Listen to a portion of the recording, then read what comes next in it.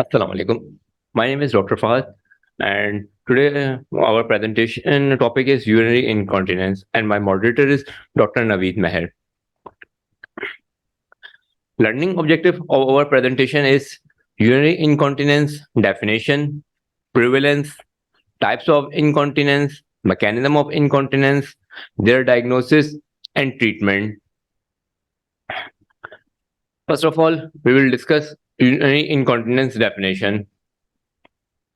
According to International Continence Society and International Gynecological Association (IUGA), urinary incontinence is complaint of any involuntary loss, leakage of urine. Incontinence result in psychological and medical morbidity, significantly impacting health-related quality of life in a manner similar to other chronic medical conditions like osteoporosis, COPD, and stroke. Prevalence, it's twice as common in female compared to male, and it increases with age. Prevalence peak in fifth decade of life. Types of incontinence. Based on duration, we classified it into transient and chronic incontinence. Transient incontinence occur after vaginal childbirth or during acute UTI and usually resolve spontaneously, while chronic incontinence can result from multitude of causes and is often persistent and progressive. Types of incontinence based on symptoms. On symptoms, there are four types of incontinence: stress urinary incontinence, urgency urinary incontinence, mixed urinary incontinence, and overflow incontinence. These are the different types of incontinence: stress, urge, and overflow. It is a brief overview. In stress incontinence, there is increased intra-abdominal pressure with bladder outlet incontinence. And after any physical exertion, sneeze, cough, there is leakage. Possible causes include urethral hypermobility and intrinsic sphincter deficiency. For urge incontinence, there is autonomic contraction of detrusor muscle, and its possible causes include inflammatory, neurogenic, and idiopathic. While for overflow incontinence, impaired detrusor contraction or bladder outlet obstruction, its possible causes neurogenic disorder and benign prostatic hyperplasia. We will discuss one by one each in detail. First of all, stress urinary incontinence.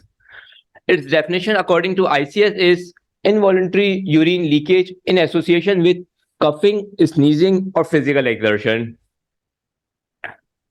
Its etiology in male, it's mostly post-surgery after radical prostatectomy or trauma to the bladder, neck, or ureter sphincter. While in females, occur mostly after middle age with a history of vaginal deliveries or obstructed labor.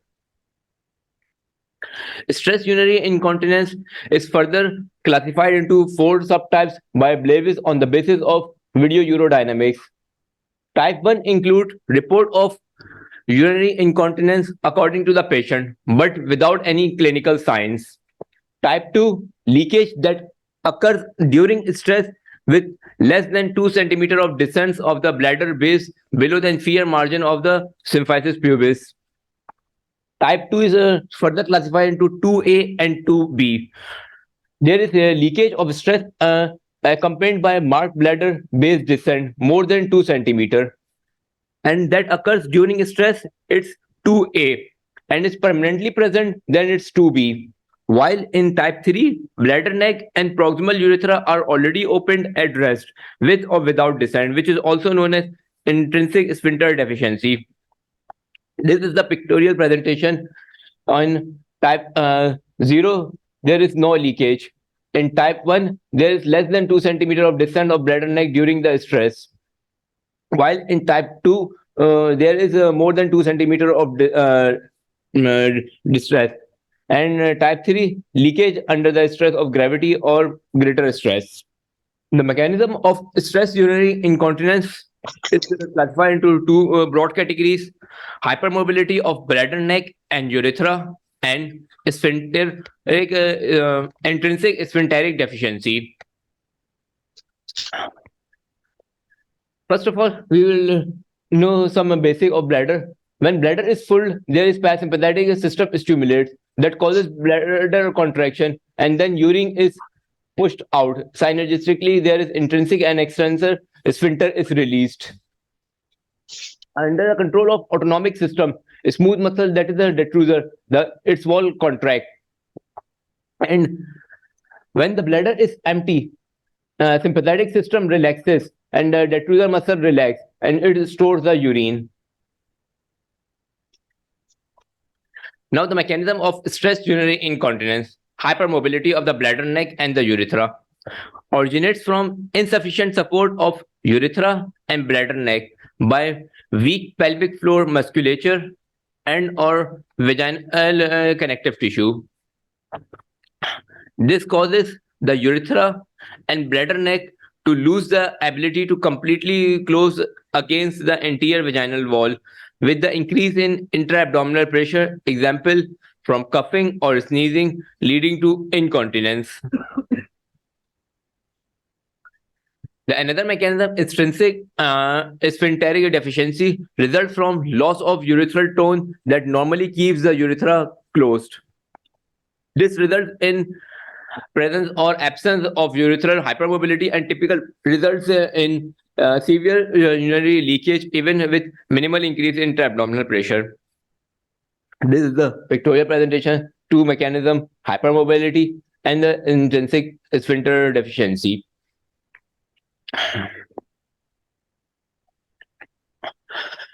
The diagnosis of stress urinary incontinence, first of all, always begins from the detailed history, which is important, including the degree of leakage, its relation to activity, position, and state of bladder fullness. In history, also include the degree of bothersome and effect on the quality of life. If incontinence occur after a feeling of urgency without any intra-abdominal pressure rise, it would suggest urinary incontinence is urge incontinence likely. Inquire about the past surgical and obstructed history, medication history, dietary habits, and systemic disease like diabetes mellitus. There is a questionnaire designed called QUID, questionnaire for urinary incontinence diagnosis score. This score identifies the presence as well as frequency of stress and urge urinary incontinence symptoms. This questionnaire is authentic, reliable, and valid in diagnosing the type of incontinence. Either it is stress incontinence or urge incontinence. These are the 6 questions. Do you leak urine, even a small drop, wet yourself or your pad or undergarment? Ask when you cough or sneeze. If the patient is falling in first, second, or third category, when you bend down or lift something up, when you walk quickly, jog, or exercise, most likely it is due to stress incontinence. If the symptoms are while you undressing in order to use the toilet, do you get such a strong and uncontrollable need to urinate that you leak urine or wet yourself before reaching the toilet? Or do you have to rush to the bathroom because you get a sudden stronger need to urinate? If the symptoms are 4, 5, and 6, most likely these are the urge incontinence.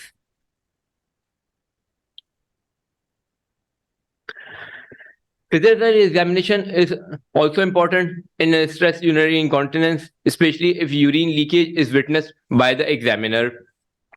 In women, the pelvic examination includes laxity of pelvic support, presence of any degree of prolapse, cystocele, rectocele, and atrophy or hypermobility of anterior vaginal wall. A neurological examination should also be done if the neuropathy is suspected.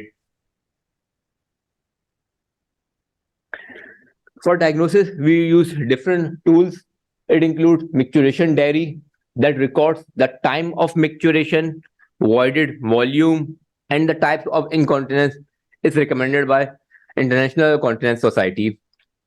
There is a PET test in which over 1 hour or 24-hour PET test has also been recommended. Stress test, a leakage of urine from urethra on cuff denotes a positive stress urinary incontinence. We must use urine dipstick test or culture to rule out the urinary tract infection. The degree of hypermobility in women is also assessed by simple Q-tip test. We will discuss the PET test first. Its objective is assessment of urinary incontinence. The ICS 1 hour standardized test recommend pre-weight of the PET which is used. Drink 500 ml of the fluid, then rest the patient for 15 minutes. Then after that, moderate exercise for 30 minutes. Then 15 minutes provocative exercise. Then we will comment on the result. If the PET is more than 2 gram increase in the weight, it is the positive PET test. And if there is significant more than 10 grams increase in the PET, then it is severe incontinence. The Q-tip T test. This is done by inserting a well-lubricated sterile cotton tip applicator gently through the urethra into the bladder and then pulling it back to the level of the bladder neck. The angle from the horizontal at the rest after straining is recorded. Hypermobility is defined as resting or straining angle more than 30 degrees from the horizontal. This is the pictorial presentation. This is a test where strip insert and there is more than 30, it is hypermobility.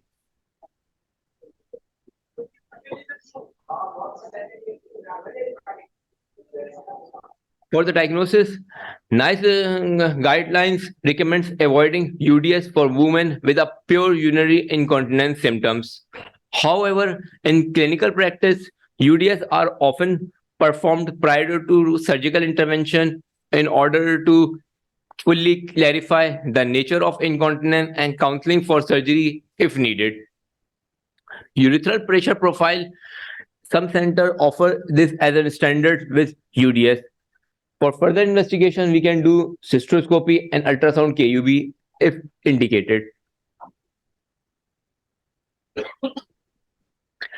This is the UDS picture for urodynamic study in which the patient is asked to cuff during the course. This is the P vesicle, P abdominal, and the P dead. And this is the fluctuation for the cuff. If there is leakage on the flow, it will confirm there is stress urinary incontinence. This.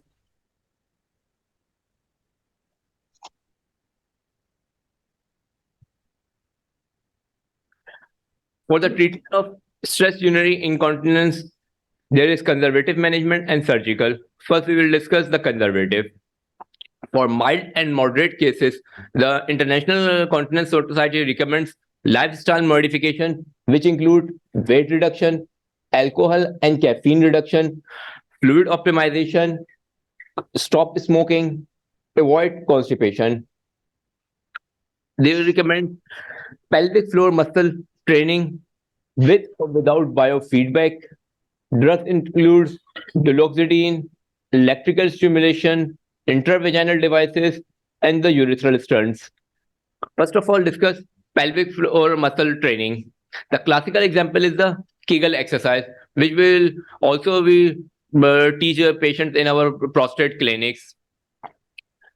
It consists of 8 to 12 sustained pelvic floor muscles contraction and for about 10 seconds and is to be performed several times a day, at least for the 4 to 6 months.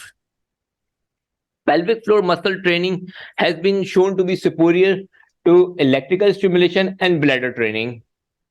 Okay, Fahd, you just said that we usually advise patients for Kegel exercises. Sir. So, can any of the residents help me by explaining how will you explain patient about Kegel exercise? What will you tell them? What should they do? How do they perform these exercises? Dr. Aslan. Sir इसमें हम patient से ये कहते हैं कि एक late के lateral position में तकिया लेके दोनों जो आपके टांगे हैं इनके दरमियान रख के उसको 10 to 15 to 20 मिनट्स के लिए दबा के रखें, और ये एक्सरसाइज वो मल्टीपल टाइम्स ये कर सकते हैं। Doctor हलीमुल्ला। Actually, Arsalan is right. We have to ask the patient to place any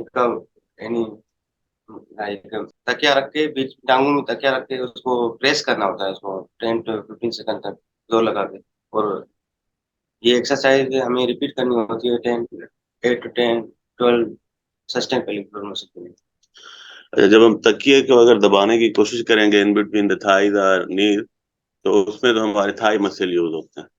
तो मिस्टर कीगल जो गायनेकोलॉजिस्ट थे 1946 में, ही propose this exercise.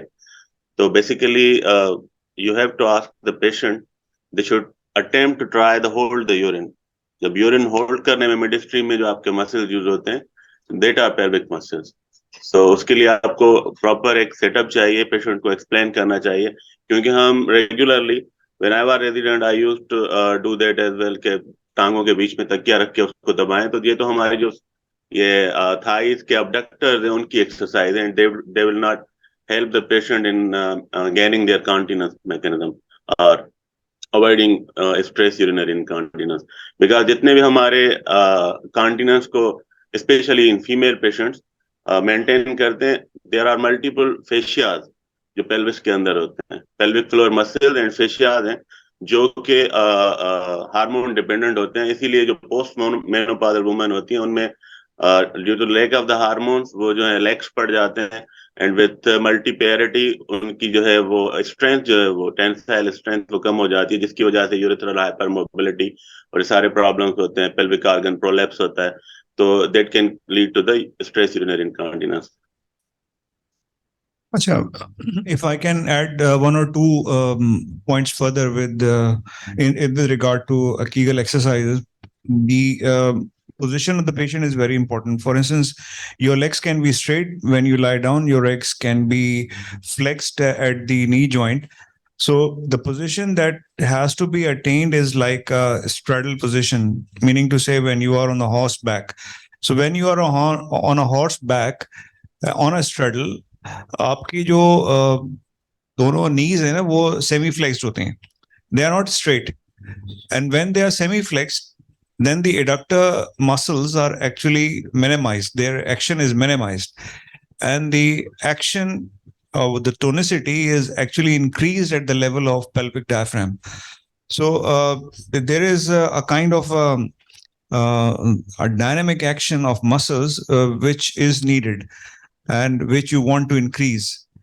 So if you ask your patient to lie down and just put a pillow between the legs and you don't ask the legs to flex, then this is not Kegel exercise.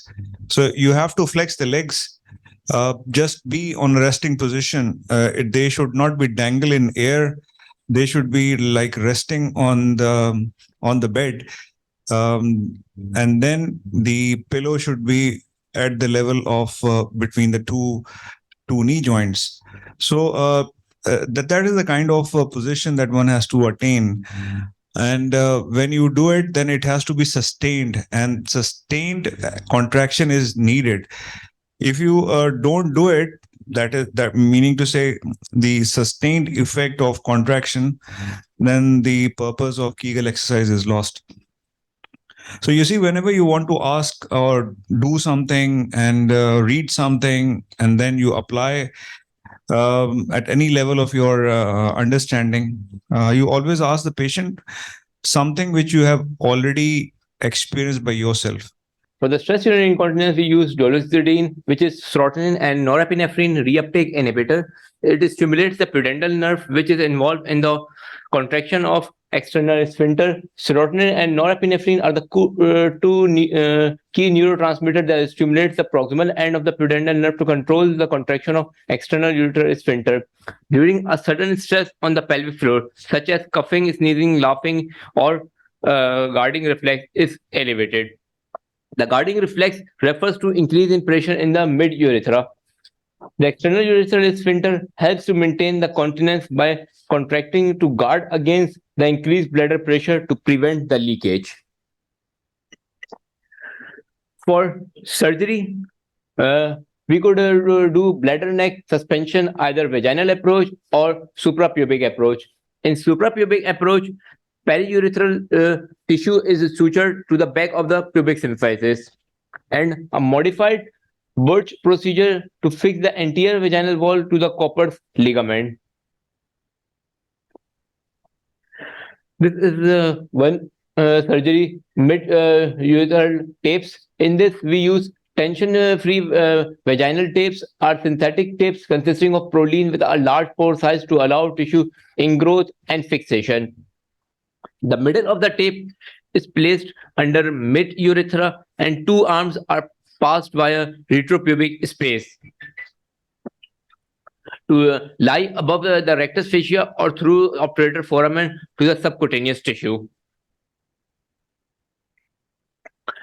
We can also use intrauterine injection of bulking agent, urethral bulking agents. The injection of bulking materials into the proximal urethra is minimally invasive technique and used to improve urethral resistance in women with stress urinary incontinence. We inject there. We can also use artificial urinary sphincters in male and female. This is a saline-filled implantable medical devices that consist of three parts. The pressure regulating balloon, the cuff is placed around the urethra or the bladder neck, and the pump placed in the labia in women or scrotum in the male that open or close the cuff.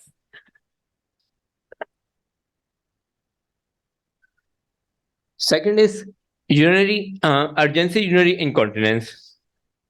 We must know the basic terms. What is urgency? Is a lower urinary tract storage symptom defined as complaint of sudden compelling desire to pass urine, which is difficult to defer. And urgency urinary incontinence is complaint of involuntary loss of urine associated with urgency. And another term is overactive bladder syndrome, which is urinary urgency usually accompanied by frequency and nocturia with or without urinary urgency incontinence in the absence of UTI or with obvious pathology. The basic features of urgency urinary incontinence are main is detrusor overactivity and low bladder compliance. You also reported loss of urine while attempting to inhibit micturition, and sphincter instability is less common.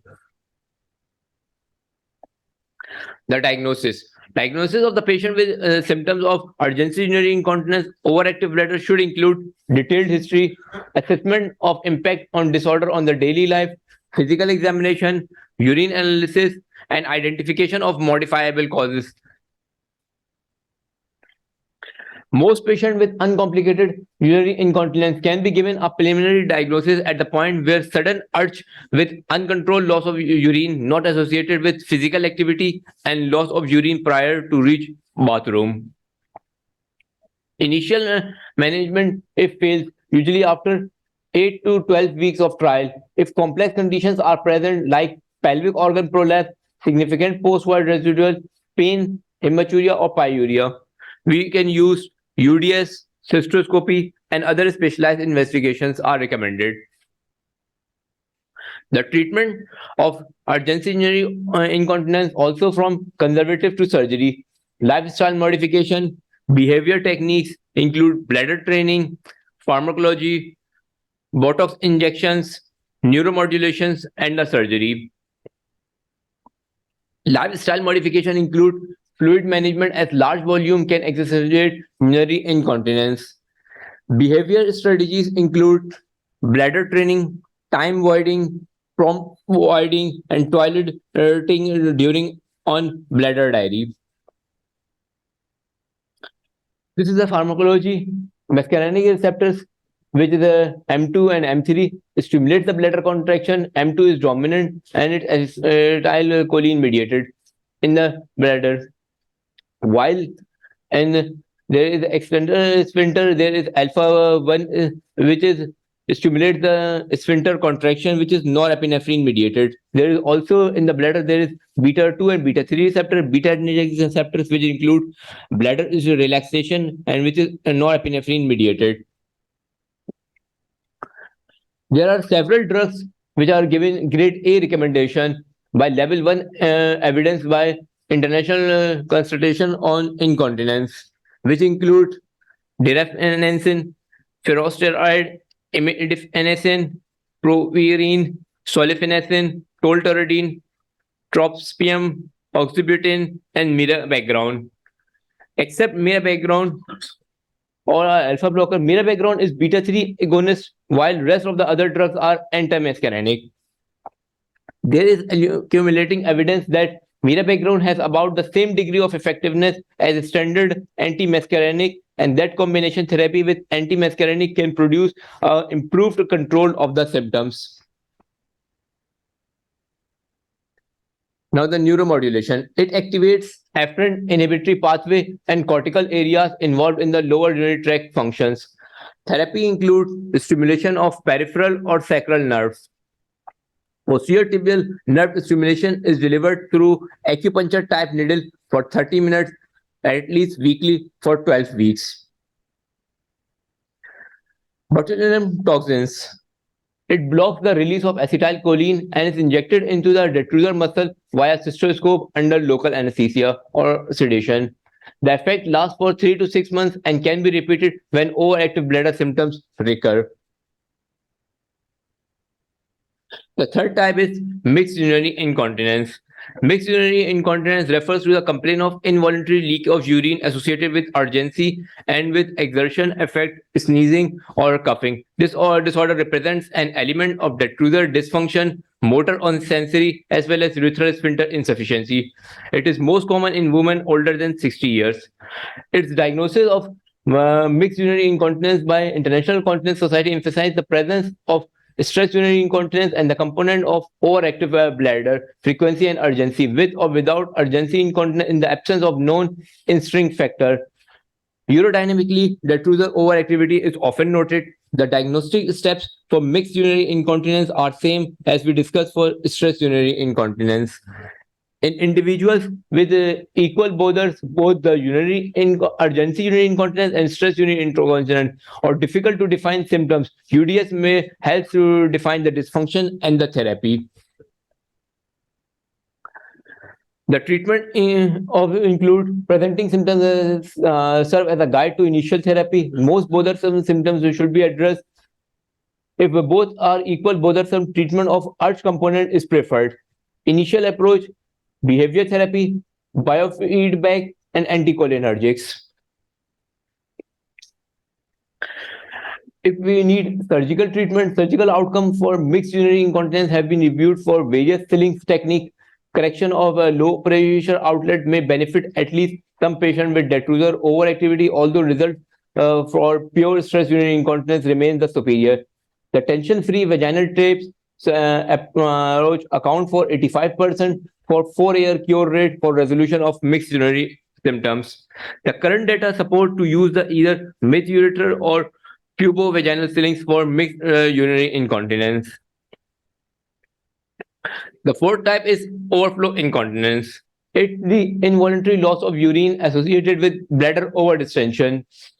Its mechanism include urinary retention caused by bladder outlet obstruction secondary to BPH, bladder neck contracture, urethral stricture, prostate cancer, cystocele, or pelvic organ prolapse, or inadequate bladder contraction.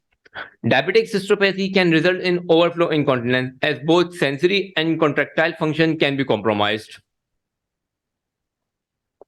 The diagnosis is detected by measuring the post-void residual volume immediately after the patient urinates. We can do it by commonly as we done ultrasound, or we can also by urethral catheterization.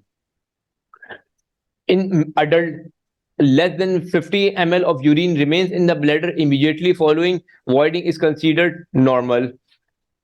In adult patients with incontinence and post-void residual of more than 200 ml indicate overflow bladder. In this case, urodynamic testing and cystourethropy are used to determine the underlying causes. The treatment. The initial treatment addresses the reversible causes, which include cystocele, pelvic organ prolapse, impaired mobility, and urethral stricture. Again, we did behavior modification, fluid intake control, and time voiding. For male patients, we require alpha-adrenergic antagonist or 5-alpha reductase, finasteride, or dual therapy. If stricture or prostatic obstruction is present, we can do surgical intervention like TURP, BNI, or DVIU. For overflow incontinence, secondary to non-obstructive underactive detrusor, the first step is to decompress the bladder with an indwelling catheter or CIC for 7 to 14 days. An alpha blocker may be initiated during this time period. Should voiding trial fail repeatedly in the patient with acontractile detrusor, CIC is the treatment of choice versus a permanent indwelling catheter.